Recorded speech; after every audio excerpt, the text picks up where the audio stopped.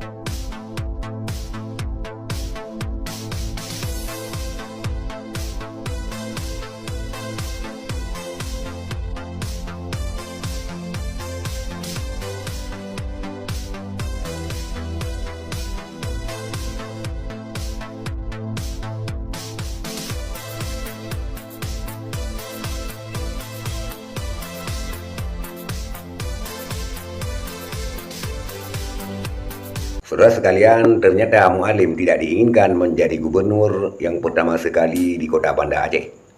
Yang kedua, Kabupaten Aceh Besar, kemudian kota Sabang, kemudian Kabupaten Pidia, kemudian Kabupaten Pidia Jaya, Birun, dan juga kota Langsa. Sedangkan yang menginginkan Muallim menjadi gubernur ada di 15 kabupaten kota, yang akhirnya Muallim memenangkan kontestan gubernur 2025-2030 dengan perolehan suara yang tidak menang telak. Artinya hanya menang dari Bustami Hamzah sekitar 4%. Dan suaranya terbanyak di Kabupaten Aceh Utara. Itulah dia saudara sekalian. Terima kasih. Assalamualaikum warahmatullahi wabarakatuh.